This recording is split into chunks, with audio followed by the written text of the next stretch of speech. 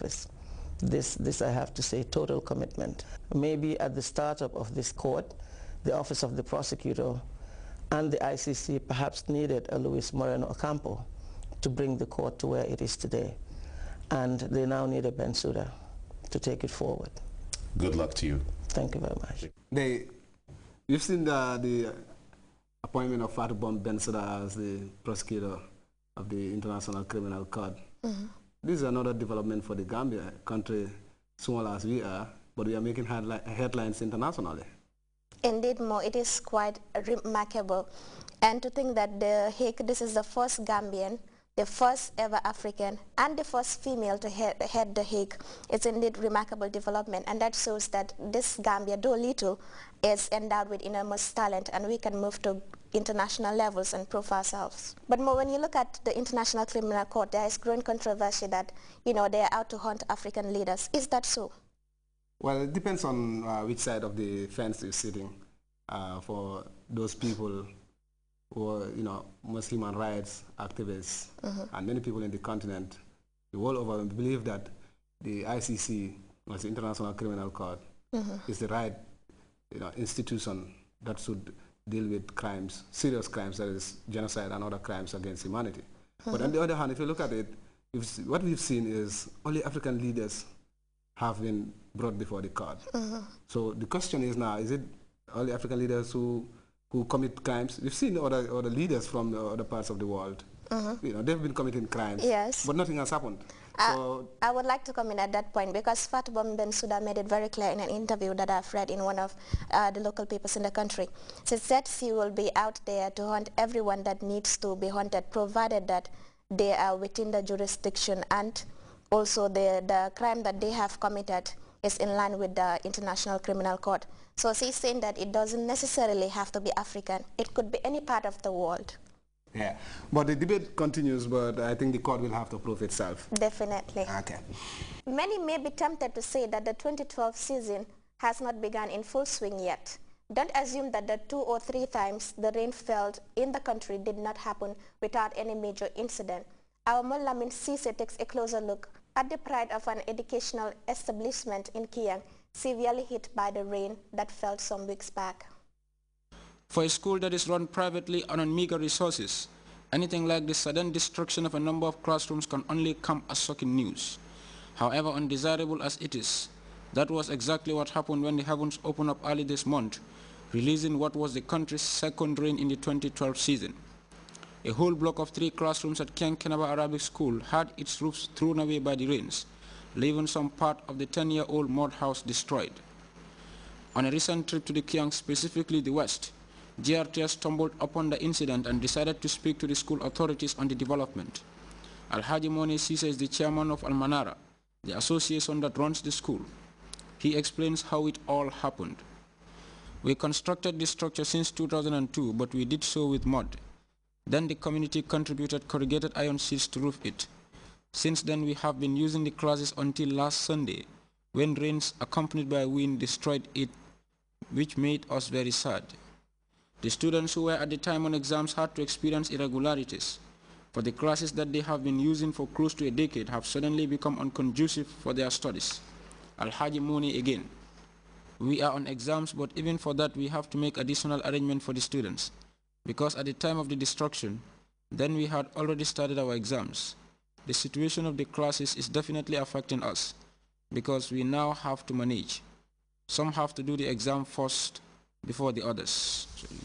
One of the students of the school spoke to Grts on the effects of the destruction. According to her, the destroyed structure leaves a gap that needs to be filled. Her words were therefore those of pleas. I am appealing to the public to assist us in whatever way possible. We want assistance for both our classes and our well. The school also used the opportunity to plead with the public for assistance to restore the classes to good condition.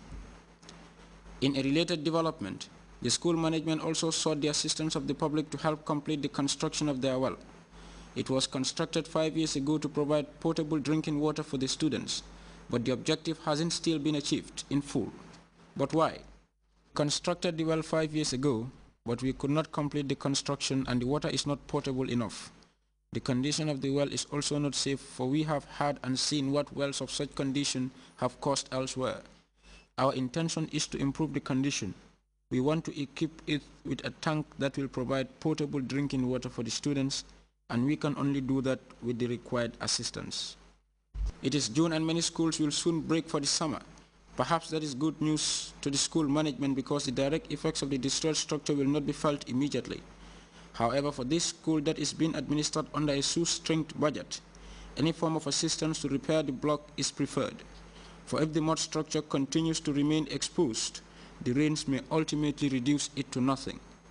The school, despite the constraints, has passed out so many students over the last decade, some of whom made it to international universities, especially in the Kingdom of Saudi Arabia. Modula means a weekend spectrum. Well, earlier we talked about the negative effects of the rains. Let's now shift our attention to the positive side and look at how invaluable the rain is to the fruits like mangoes. With the rainy season still in its infancy, this did not hamper the growth and development of mangoes in the greater Banjul area. Let's look at this report for more on the thriving mango business in town. When the skies open up, it does not only supply us with pure and fresh water, but also marks the beginning of the much anticipated planting season. The sign of the rains is also the ripening period of certain fruits. One fruit related to the wet season is the mango. The mango is a fleshy stone fruit belonging to the genus Mangifera. The mango is native to the Indian subcontinent from where it is spread all over the world. It is one of the most cultivated fruits in the tropical world. Often called the king of fruits, mango comes in as many as 100 varieties. Aware of its prominence in the market, our crew paid a visit to the Brikama Sandika market to see how business is thriving. The mango business is on a smooth sail, we thank God. Like any other business, it has its ups and downs. Our main problem is space. This place is barely enough to house all the women here.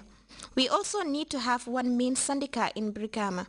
We experience a lot of losses due to rotting of the mangoes. We have over 3 different sandikas in Brikama, which is not of any help to us.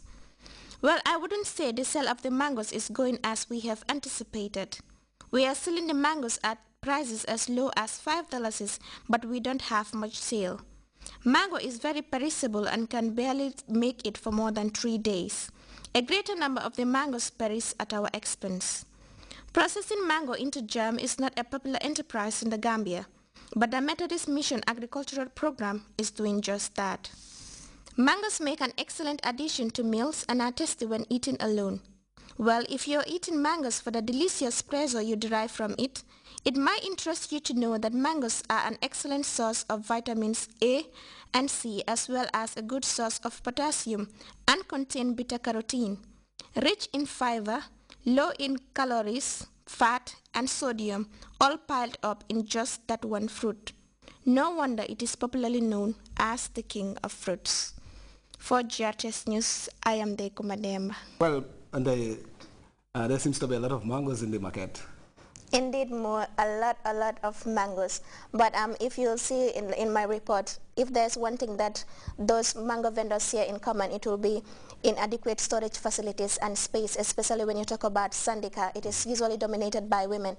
And we've seen a lot of mangoes, rotten mangoes in the market, which could have been sold or processed into other forms usable, like we have seen the Methodist Mission Agricultural Program did with mango processing, taking mangoes and processing it into jams. Now that is one way we can preserve mangoes. And also the issue of storage facilities and the issue of space also needs to be looked at. But aside that, mangoes are very rampant mangoes are in abundance, and if you're a fan of mango, I'll be glad to tell you that it has so many great nutritional benefits.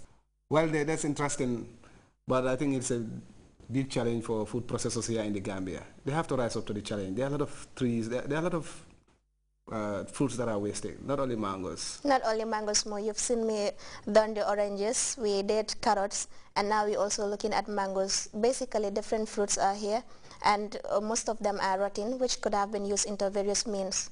I think this is a big challenge to the authorities, and hopefully they will take heed. Spectrum on GRTS. Thank you very much. Indeed, the Obi, a veteran Nigerian actor who is here for a brief visit to explore the business potentials in this country. Welcome to the interview segment on Weekend Spectrum.